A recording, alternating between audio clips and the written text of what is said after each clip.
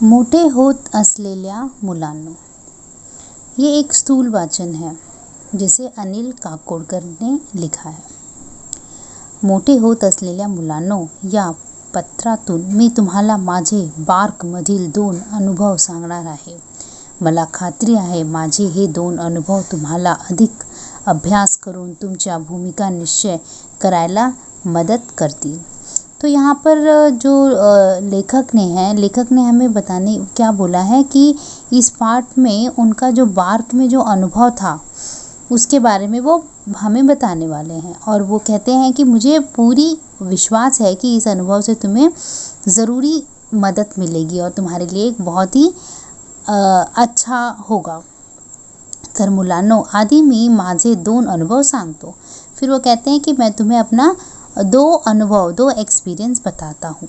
हे 2ही अनुभव मी कॉलेज संपूर्ण बार्कमध्ये ट्रेनिंग स्कूलला गेलो तेव्हाचे आहे. और ये दोनों अनुभव मेरे कभी के हैं जब मैं कॉलेज अपना ख़त्म करके बार्क जिसे हम BARC भी बोलते हैं उसकी बात हो रही है.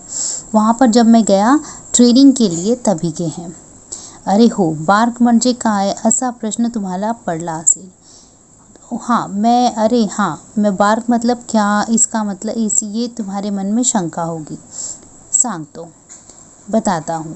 बार्क हे भाभा अटॉमिक रिसर्च सेंटर म्हणजे भाभा अणुसंशोधन केंद्र या नावाचे लघुरूप आहे.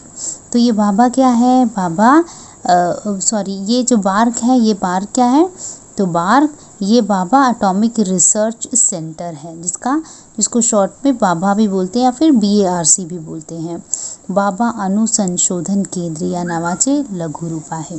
तो इसका छोटा फॉर्म है बार्क. होमी भाभा यांनी भारतातील अणुसंशोधनाचा पाया घातला. तो हमारे देश में होमी भाभा ने ही एक्चुअली अणुसंशोधन की शुरुआत की थी. म्हणून त्यांचे नाव या संस्थेला दिले आहे. इसलिए उनका नाम इस संस्था में दिया हुआ है. तर बार्क की संस्था आता प्रचंड मोठी आहे. लेकिन अब तो ये बार्क की जो संस्था है ना, ये तो बहुत ही बड़ी संस्था बन चुकी है. पण मी तिथे ट्रेनिंग स्कूलला गेलो तेव्हा ती संस्था सुरू होऊन जेमतेम 7 वर्ष झाली होती. पर जब मैं वहाँ पर गया था ट्रेनिंग के लिए तो ये संस्था शुरू होके सिर्फ 7 साल ही हुए थे. आम्ही जवळपास 100 मुले मुली होते. तो हम लोग कितने थे, हम लोग ऑलमोस्ट 100 लड़के लड़कियाँ थे इस ट्रेनिंग के लिए. मी ट्रेनिंग स्कूलला असताना होमी भाभा 3-4 वेळा आले होते. और जब मैं स्कूल में था उस वक्त होमी भाभा 3-4 बार हमें मिलने के लिए आए थे. प्रचंड स्फूर्तिदायक व्यक्तित्व होते थे. वो कैसे थे होमी भाभा, बहुत ही एनर्जेटिक पर्सन थे. एकदा आम्ही त्यांना विचारले. एक दिन हम लोगों ने उनसे पूछा, आम्ही इतकी मुलं आहोत, हम इतने सारे लोग हैं, पर सर्वांना पुरेल इतकं काम कुठे आहे इथं, और सबको काम मिल सके इतना तो काम है नहीं यहाँ पर. ते म्हणाले मतलब होमी भाभा ने क्या जवाब दिया, तुम्ही त्याची काळजी का करता, तुम उसकी चिंता क्यों करते हो, तुम्ही सर्वजण संशोधन करत राहा. तुम लोग क्या करो, तुम लोग संशोधन करो, रिसर्च करो. त्यासाठी सरकारला खर्च किती येतो याचा आता विचार करू नका. और तुम्हारे जो संशोधन जो भी आप रिसर्च करोगे उसके लिए सरकार को कितने पैसे देने पड़ेंगे इसकी तुम्हें सोचने के लिए कोई ज़रूरत नहीं है.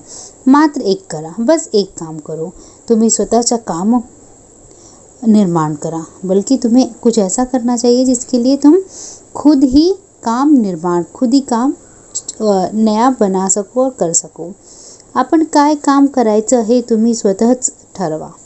और आपको क्या काम करना है वो आप खुद ही डिसाईड करो. बॉसने सांगितलं तेवढंच काम करायचं आणि सांगितलं नसेल तर आपल्याला कामच नाही असं समजायचं, हे चूक आहे. वो कहते हैं कि जैसे कि बॉस ने जितना बोला उतना काम करने का, और उसके बाद अगर बॉस ने कुछ नहीं बोला तो ऐसा समझने का कि काम ही नहीं है, तो ये सोच गलत है.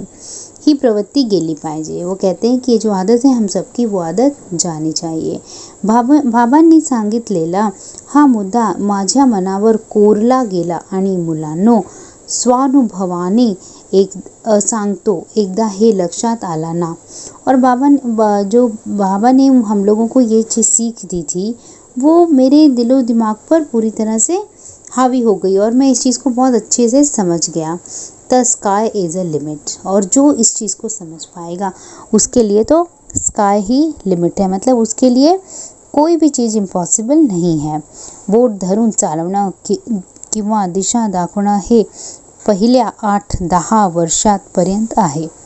कहते हैं कि जैसे कि शुरू में हमारे मम्मी पापा हमारा हाथ पकड़ के हमें चलाना सिखाते, तो शुरू में ठीक है, आवश्यक ही है और ज़रूरी भी है, पण अंतिमतः स्वतःला सक्षम करता आलं पाहिजे। लेकिन हमें खुद का काम खुद करने के लिए आना चाहिए, ये ज़रूरी है। ऊर्जा मिळवता आली पाहिजे आणि स्वतःचे मार्ग शोधला आले पाहिजे। तो हमें एनर्जी मिलनी चाहिए और अपना मार्ग अपना रास्ता खुद हम ढूंढ सके, इतने हमें इतने काबिल होने चाहिए। आता दूसरा अनुभव सांगतो। अब मैं दूसरा अनुभव एक्सपिरियन्स बताता हूँ।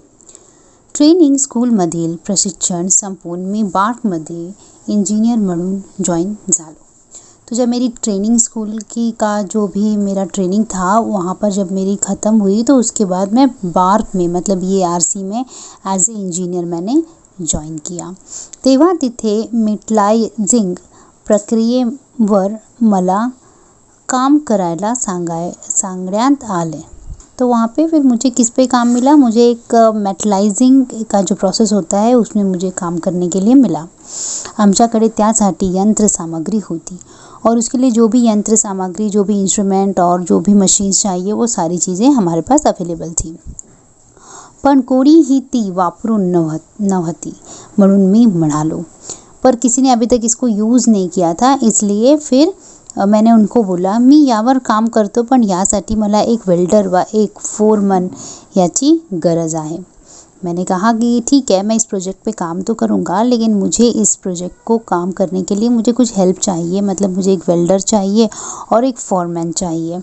तेव्हा मला सांगण्यात आले, तब मुझे ये कहा गया, तुला आता काहीच मदत मिळणार नाही, कि तुझे अब कोई भी मदद मिलेगी नहीं, तुला स्वतःलाच सर्व करावं लागेल, तुम्हें सारे काम खुद ही करने पड़ेंगे।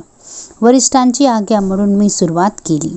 ठीक है, मेरे बड़ों ने ऐसा मुझे बोला था, सीनियर्स ने मुझे ऐसा बोला था, तो मैंने भी सोचा ठीक है, मैं काम शुरू करता हूँ। आणि बरीच धडपड करून ते काम पूर्ण केलं और फिर मैंने पूरी कोशिश के साथ ढंग से, मतलब काफ़ी मेहनत के साथ मैंने उस काम को पूरा भी कर लिया। मग त्यांनी त्या कार्यक्रमाची व्याप्ती वाढवली। हे करूया ते करूया असं बरंच काय म्हणाले आणि मग विचारले। उसके बाद जब मैंने ये काम खुद कर लिया तो उन लोगों ने फिर मेरी तारीफ़ की और फिर मुझे कहा, आता सांग तुला काय पाहिजे, अब तू बता कि तुझे कुछ चाहिए क्या आगे के काम करने के लिए। तुला वेल्डर मिळेल, फोरमन मिळेल, तुझे वेल्डर भी मिलेगा, फोरमैन भी मिलेगा, आणखी जे हवं असेल ते सर्व मिळेल, और जो भी और भी कुछ चाहिए तो वो भी बता दे, क्योंकि तुझे वो भी मिल जाएगा। यावर मी म्हणालो, आता मला काहीच नको। तो उस पर मैंने कहा कि अब तो मुझे किसी और चीज़ की ज़रूरत नहीं है, मी स्वतः सर्व करीन, मैं खुद ही सब कुछ कर लूँगा। तेव्हा ते म्हणाले, काम सुरू करण्याआधीच लोक काय काय मागण्यात करतात।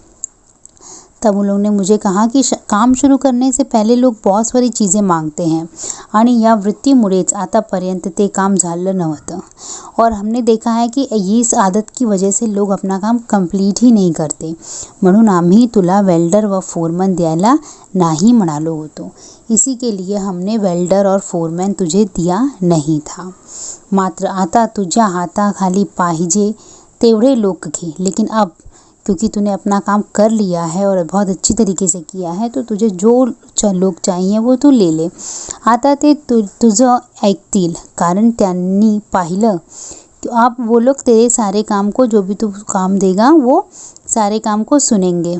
तू हे करू शकतोस आणि आता हेही लक्षात घे की एकटा माणूस जास्त काम करू शकत नाही।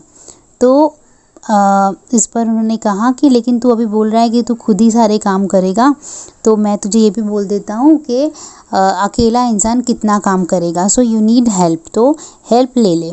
थोडक्यात काय तर तुम्ही करू शकता हे आधी दाखवा, मग इतरांना काम सांगा. और फिर उन्होंने बोला कि कोई भी काम पहले हमें ये दिखाना चाहिए कि हम कर सकते हैं और उसके बाद हम दे सकते हैं दूसरों को काम. तो तू भी, क्योंकि तूने तो करके तो दिखा दिया है, तो अब तुम दूसरे लोगों से हेल्प ले सकते हो. आपल्यात येत नसताना दुसऱ्यांना काम सांगण्या योग्य नाही. जो काम हमें आता नहीं है वो काम किसी और को बोलना अच्छा नहीं होता. हा धडा त्या दुसऱ्या अनुभवातून मी शिकलो. तो ये चीज़ मैंने सीखी कि हर काम को हमें किसी और को काम बताने से पहले वो काम हमें खुद आना चाहिए. तर मुलांनो, जवळपास 50 वर्षापूर्वीच हे 2 अनुभव मला आजही खूप महत्त्वाचे वाटतात. लेखक बोलते हैं कि लगभग 50 साल हो गए जब मैंने ये दोनों एक्सपीरियंस मैंने किया था और मैं तुम्हें बता रहा हूँ, लेकिन मुझे आज भी ये चीज़ मैं पूरी दिल से इसको फॉलो करता हूँ. यातील आशय तुम्ही आताच नीट समजून घेतला तर, और इसमें मैं क्या कहना चाहता हूँ वो अगर तुमने अच्छी तरह से समझ लिया तो मोठे होण्याच्या प्रक्रियेत तुम्हाला त्याचा फायदाच होईल. तो बड़े होते होते तुम उसके बहुत सारे फ़ायदे उठा सकते हो, याची मला खात्री आहे. मतलब मुझे इसका पूरा विश्वास है. Thank you.